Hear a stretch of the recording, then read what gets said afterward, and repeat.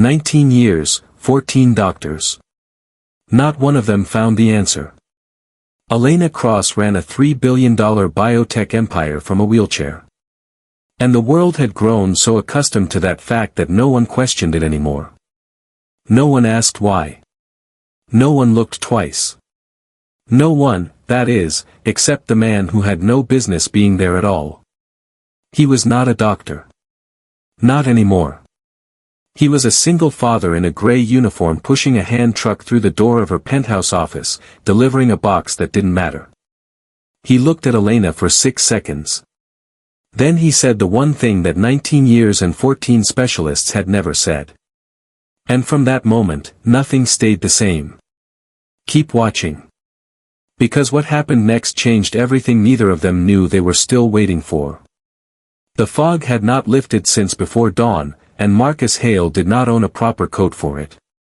He kept meaning to buy one. He kept not buying one.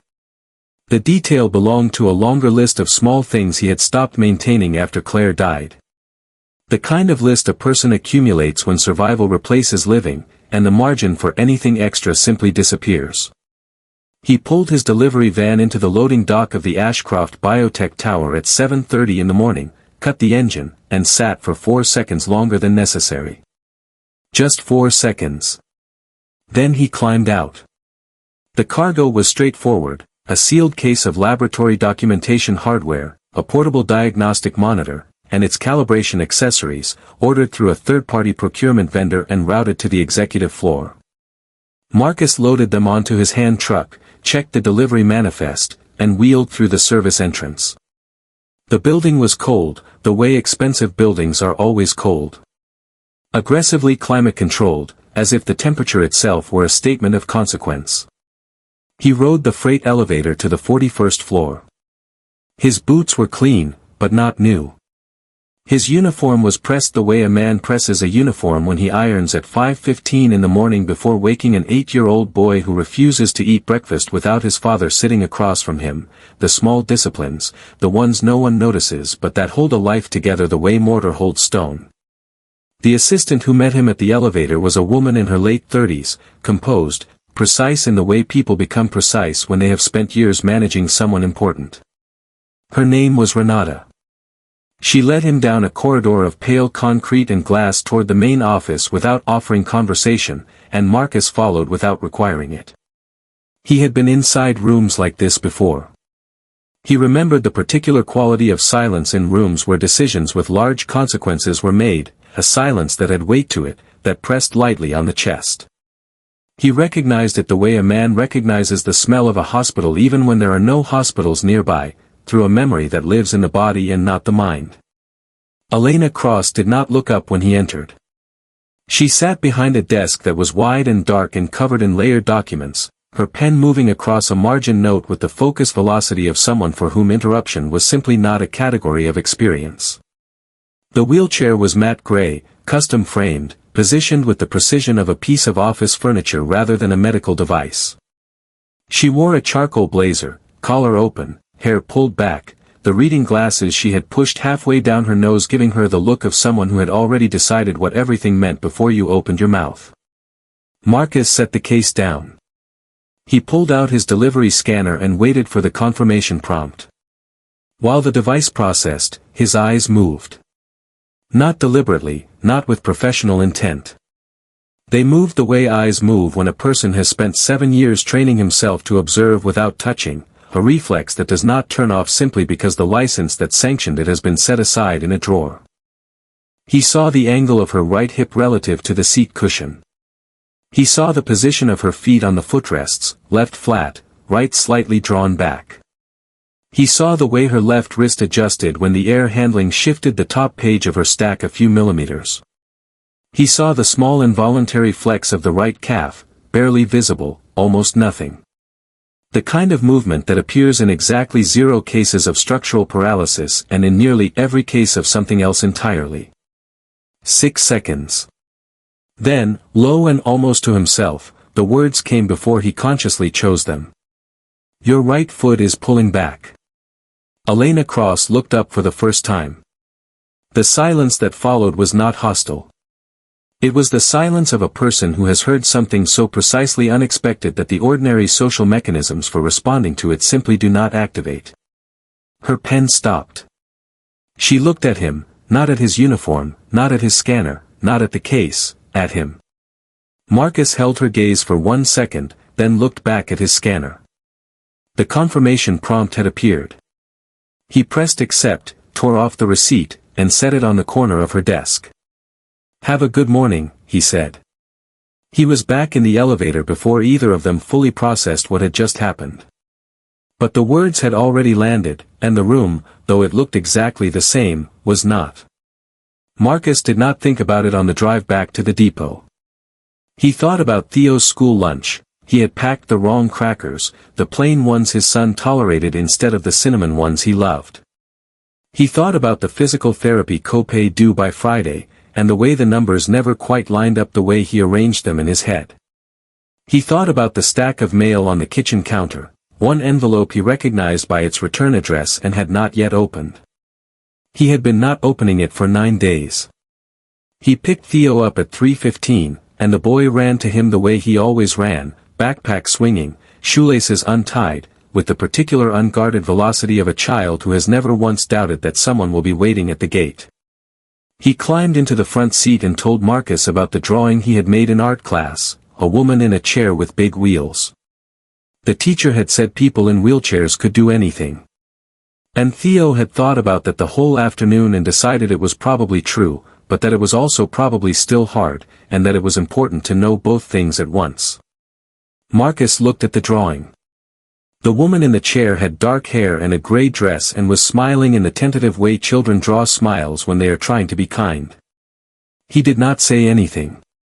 He folded the drawing carefully and placed it on the back seat. Elena Cross had not said anything to anyone about what the delivery driver said.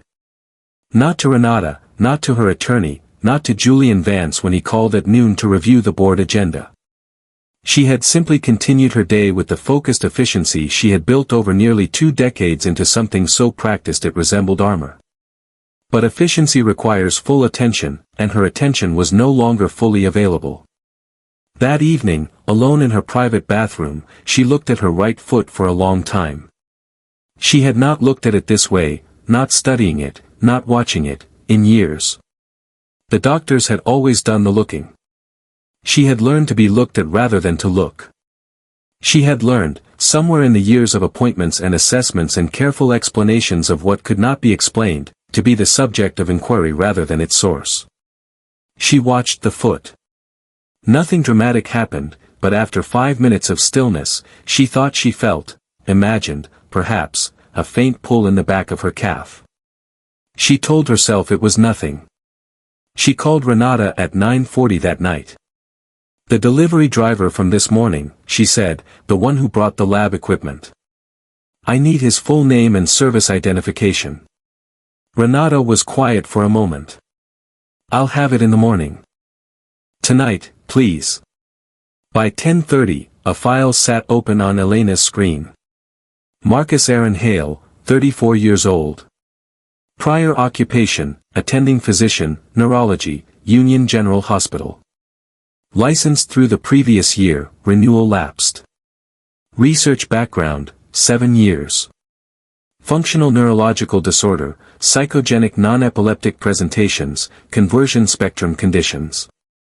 Co-investigator on the Bellwether study, published and subsequently contested in 2020. Current employment, regional delivery driver, Harborline Logistics, hired 11 months prior. Elena read the file twice. Then she sat back in her chair and looked at the ceiling for a long time. "Why is he driving a truck?" she said to no one. She arranged a second delivery for Thursday morning, a shipment of laboratory supplies fabricated in the order notes as an urgent replacement. Renata placed the order without comment. Before ending the call, Elena added one instruction: when he arrives, bring him in directly, and don't contact Julian first. Marcus knew it was not a real delivery by the time the elevator doors opened. The corridor was the same. The cold air was the same. But Renata was waiting for him at the elevator rather than at the office door, and the look on her face was the carefully neutral expression of a person carrying out instructions she has decided are not her business to question. He set the case down inside the door. Elena was waiting this time, not working. She had turned the wheelchair toward the entrance, and her hands were folded in her lap with the deliberate stillness of a person who has rehearsed this posture. "You were a doctor," she said. He didn't confirm or deny it immediately. He looked at her the way he had looked at her on Monday, not at her situation, not at her wheelchair, not at the carefully assembled professional surface of her. At her. "I was," he said. "You looked at me for 6 seconds and said something that none of the 14 physicians in my file have ever said. I'm not practicing anymore. I know. I read your file last night." She paused. "I'm not asking you to practice. I'm asking you what you saw." Marcus was quiet for a moment. The kind of quiet that is not hesitation but consideration, the space a person takes when deciding whether the truth will cost more than it gives. "Functional neurological disorder," he said. "Your nervous system isn't broken. It's blocked. There's a difference. Structural paralysis, from spinal damage, from lesions, doesn't produce the movement patterns you were showing on Monday. Your right foot has involuntary microcontractions. Your protective reflexes are intact. The pathway is there. Your brain is suppressing the signal." Elena did not speak. "FND doesn't come from physical damage," he continued. "It comes from a psychological event significant enough that the brain essentially locks the motor system down. It's more common than multiple sclerosis. It's almost never diagnosed correctly because most physicians stop looking for physical causes and never think to look for any other kind." "And what caused mine?" She said it. It was not entirely a question. "I don't know. But you do." The silence that followed was different from the first one. This one had edges. "I'd like you to leave," she said. He picked up his scanner, left the receipt on the edge of her desk as before, and walked to the door.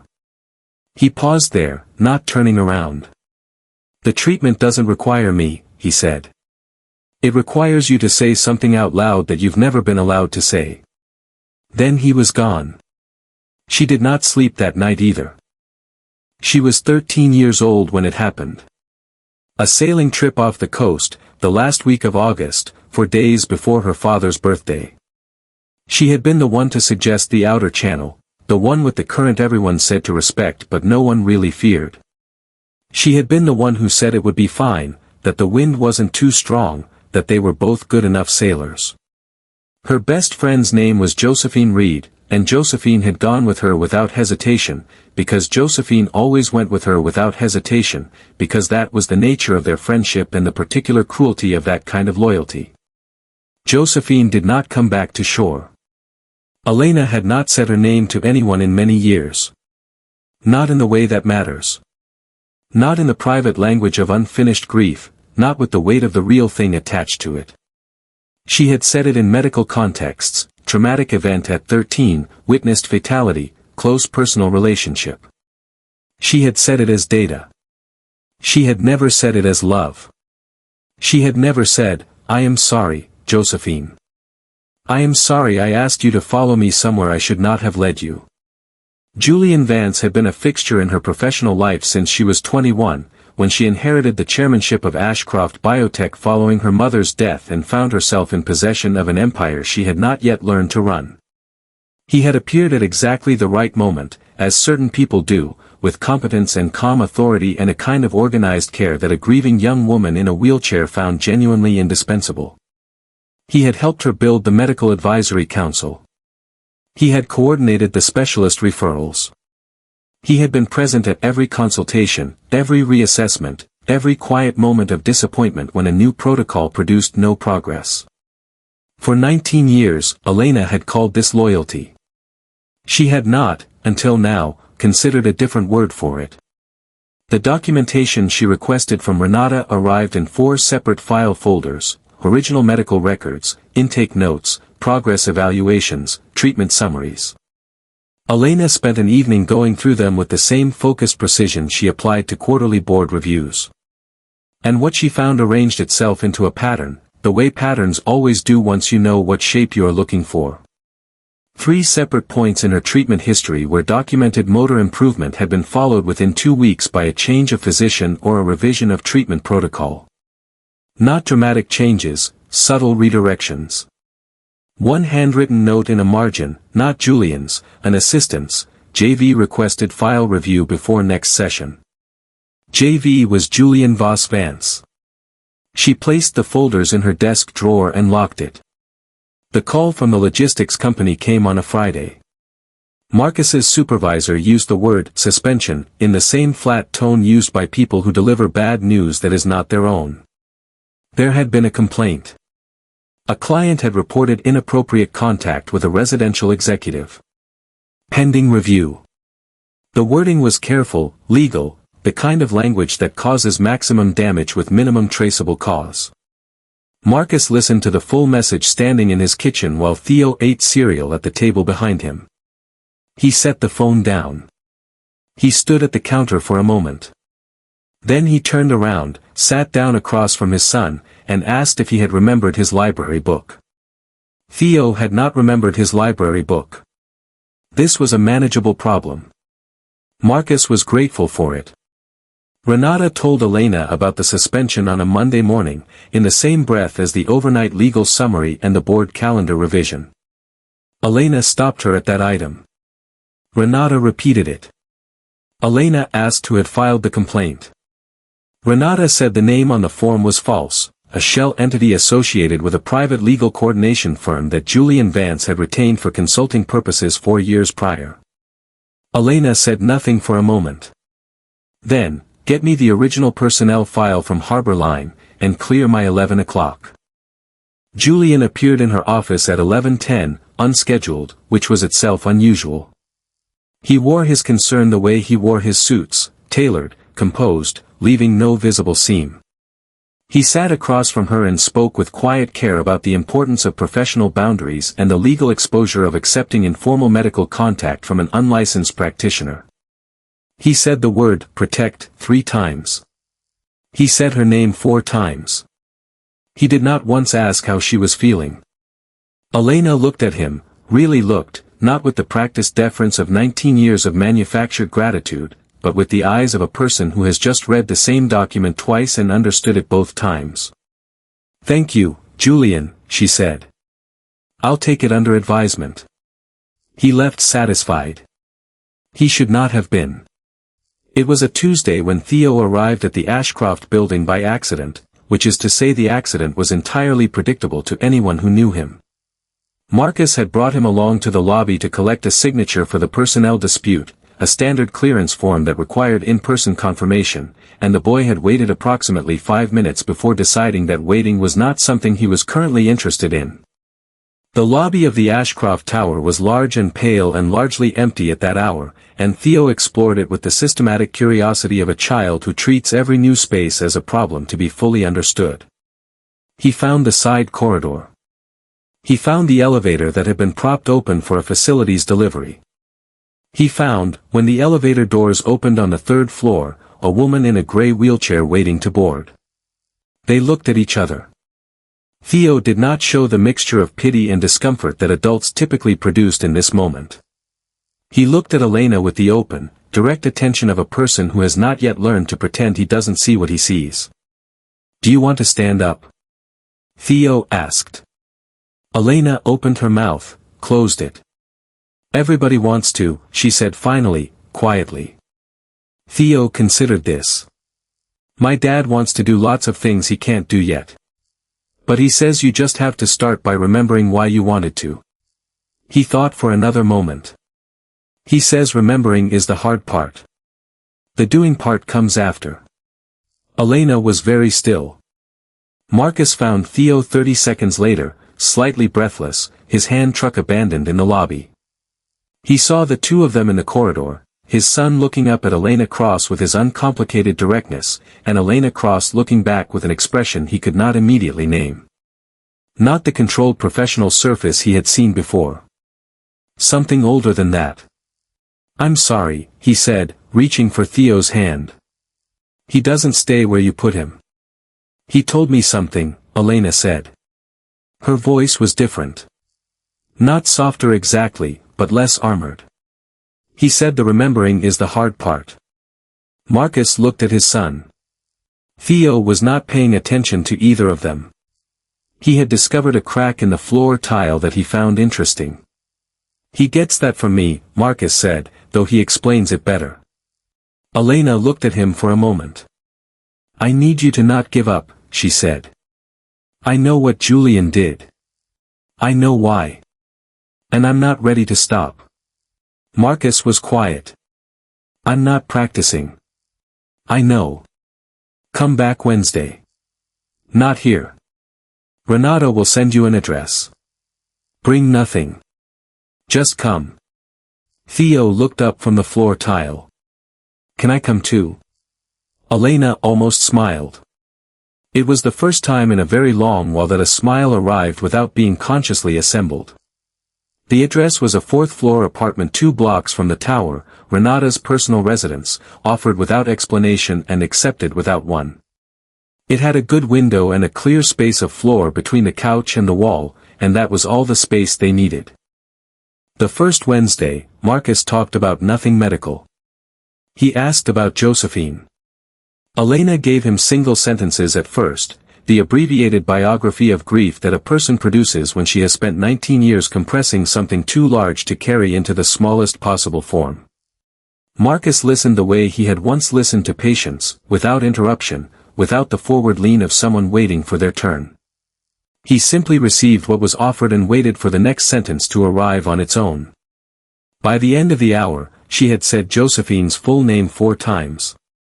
The last time she said it without any preceding clause, without context or explanation, just the name, plain and whole, the way a name sounds when you stop apologizing for needing to say it. Was that the first time? Marcus asked. She did not answer right away. In the way that counts, she said finally. Yes. The second Wednesday, he taught her a breathing exercise, breath movement coupling, a technique from the FND protocol research designed to re-establish the neural link between respiratory rhythm and voluntary motor output. The theory was that the motor pathways in functional neurological disorder are suppressed but not absent, and that certain rhythmic patterns of controlled breathing could create a temporary window through which voluntary movement could begin to travel again. He guided her through the pattern. 4 counts in, hold, 4 counts out. And at the peak of each exhale, the smallest possible intentional movement of the left hand, not a command to move, an invitation. 11 minutes into the exercise, her left index finger moved. Not a twitch, a deliberate extension and return, brief and quiet as a caught breath, but entirely under her direction. Neither of them said anything. Marcus kept his eyes on his hands, resting flat on the table in front of him. Elena kept her eyes on the window. The room was very still. Her breathing changed. That was all, but it was enough. Julian Vance arrived at the Ashcroft building at 7:20 on a Thursday morning, which was 40 minutes earlier than his scheduled time, and found the parking garage level 2 emptier than usual. He sat in his car for a moment, reviewing the report his investigator had sent the night before. The report confirmed what he had suspected. Marcus Hale and Elena Cross had been meeting at a private address since the preceding week. The address belonged to the executive assistant. The sessions were not being logged in the official medical schedule, not entered in the coordination calendar, not routed through any of the oversight channels Julian had spent years carefully maintaining.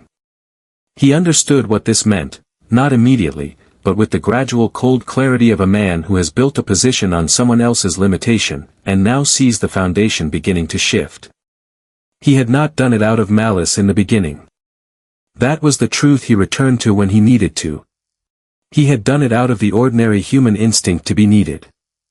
And he had found, over years, that the most efficient way to remain needed was to ensure that nothing resolved. Small things. A phone call that redirected a promising specialist. A report that arrived at the wrong committee. A treatment protocol that was modified just slightly. Just enough. The money had come later, first as a consequence and then as a motivation, the two things blurring together the way they do when a person stops examining the reasons for what he does. He called his attorney. He used the phrase, fiduciary incapacity. He used the phrase, vulnerability assessment. He scheduled an emergency board session for the following Thursday. Renata saw the calendar notification at 10:50 that night and photographed it with her personal phone. She sent the image to Elena at 10:51. The third Wednesday began at 6:30 in the morning and ended at noon. By the end of it, Elena could bear weight on both feet while gripping the edge of the windowsill.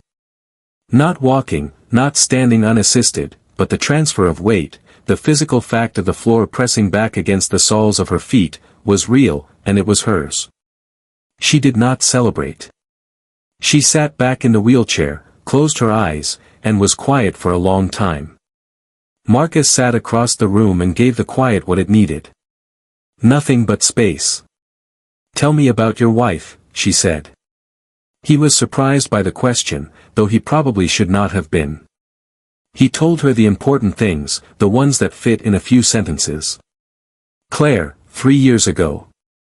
A surgical consent he had signed because the attending had asked him to authorize it as a family decision, not as a physician. He had known the risk profile. He had accepted it.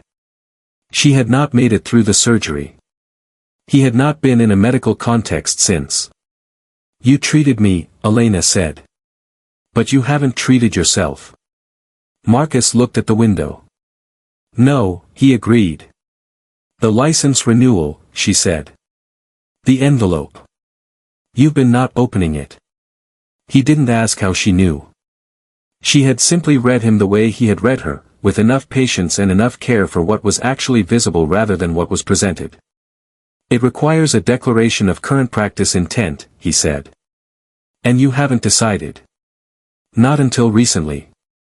She looked at him. He met her eyes. "Theo drew me a picture," she said. "The day you both came to the building. In it, I'm standing." "I know. He told me. He also drew a star in the corner. He said it was for someone you missed, so they would know they weren't forgotten." Marcus was quiet for a moment. "He told me he drew it for you. But I think he drew it for Claire, too." "I think so, too." The board meeting convened at 9 o'clock on a Thursday morning in the 41st floor conference room. 11 members. The table was long, pale concrete, a surface designed to project neutrality while enabling consequence. Julian Vance sat at the far end with the settled confidence of a man who has arranged the room in advance of arriving in it.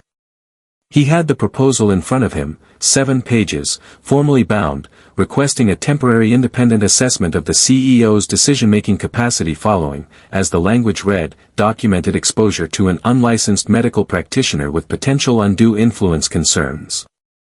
He was in the middle of his opening remarks when the door opened. It was not the entrance that silenced the room.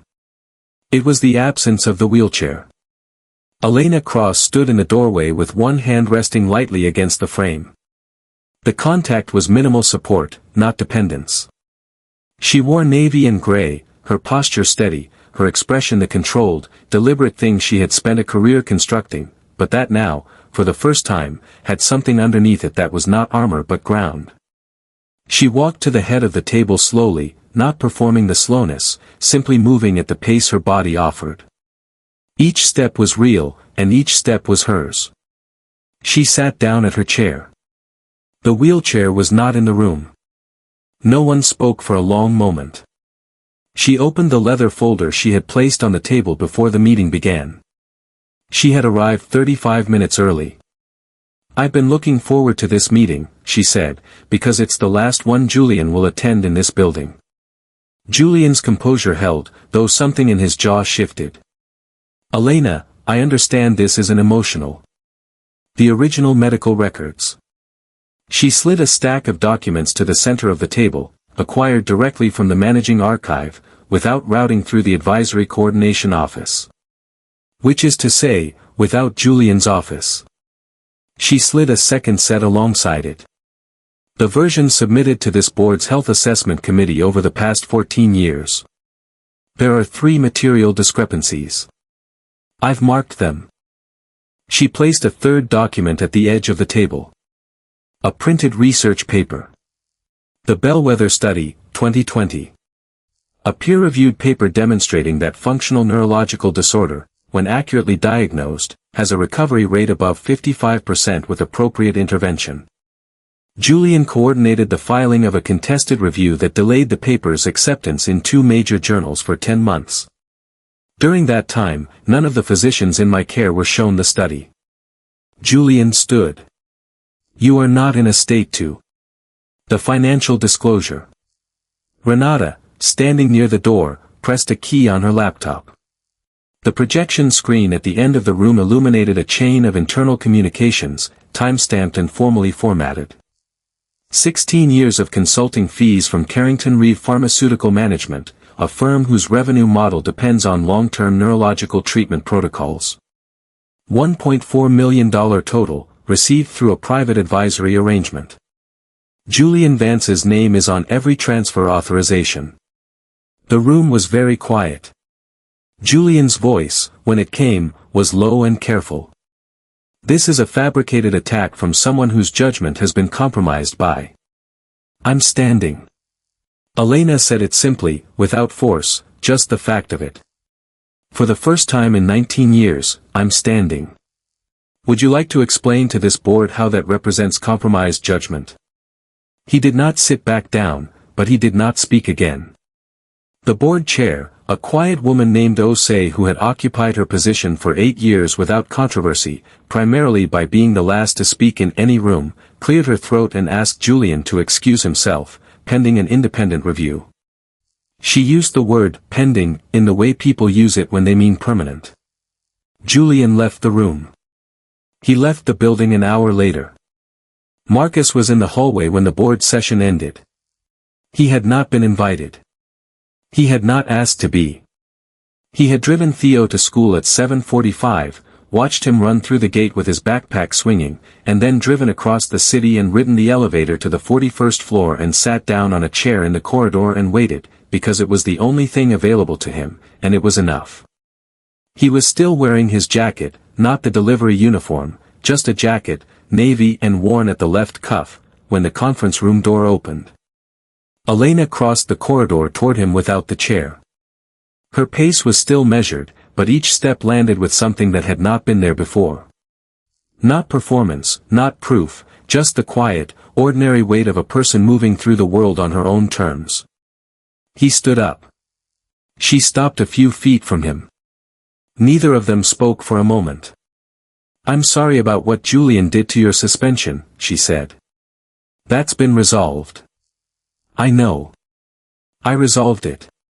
He almost smiled. There's something I want to ask you, she said. Why did you stop? Really? He had answered a version of this question before, but not the real one. And they both knew it. He was quiet for a moment, looking at the floor, then at her. Because I could do everything the training required, he said, and it still wasn't enough. And if it wasn't enough for Claire, I wasn't sure I had the right to keep asking it of anyone else. Elena was quiet. Then you looked at me for 6 seconds and said the one thing no one else had said in 19 years. That's not someone who stopped knowing how to help. That's someone who stopped believing he had permission. He didn't respond right away. He looked at her in the particular way that is not clinical and not social, but something older than both, the way one person looks at another when they have seen each other at the bottom of something and survived it. You healed me, she said. But you haven't healed yourself. You said that before. I'll keep saying it until you open the envelope. Marcus looked at the window at the end of the corridor. The fog had lifted at some point during the morning. The city outside was damp and bright, the way cities are after a long fog, everything slightly more itself. 3 months later, on a Tuesday morning in early winter, Marcus sat at the kitchen table with a cup of coffee and a folder. The folder held a completed license renewal declaration, signed, dated, intent declared, active practice, neurological rehabilitation, FND Specialty Protocol. He had filled it out slowly over the course of a week, the way a person does something he has been afraid of for a long time. Carefully, in installments, with patience for himself. He was looking at it when his phone buzzed. Elena's name on the screen. 3 sentences. I walked to the harbor this morning. First time since I was 13. Thank you. He read it twice. Then he picked up a pen and signed the envelope flap, pressed it closed, and placed it in the outgoing mail tray by the door. Theo came into the kitchen in his pajamas, trailing his blanket, and looked at the envelope with the expression he used when he was determining whether something was important. Is that a good thing in that envelope, Dad? Yes, he said. A good thing. He climbed onto the chair across from his father and accepted the glass of orange juice Marcus slid toward him. He looked at him for a moment with the uncomplicated directness that had always been his particular gift. Is Miss Elena coming for dinner this week? Marcus looked at the envelope, then at his son, then at the small bright rectangle of window above the sink, where the morning was arriving without ceremony, ordinary and sufficient. I'll ask her, he said. Theo nodded. This seemed to settle something for him. He drank his juice. Marcus sat there for another minute, in the kitchen of his small apartment, in the ordinary Tuesday morning light, and felt not happiness exactly. Not yet. But the accurate precursor to it, the sense that the door was no longer locked, that whatever was on the other side was not what he had been afraid of. The envelope would be in the outgoing mail within the hour. 19 years was not a mystery. It was a story that needed the right person to listen long enough to hear it. Marcus Hale had listened, not because he had the credentials, not because he had the protocol, not because he had anything at all except the capacity to remain in a room with someone's truth without flinching. And sometimes, not often, but sometimes, in the cases that matter most, that is the only instrument that works.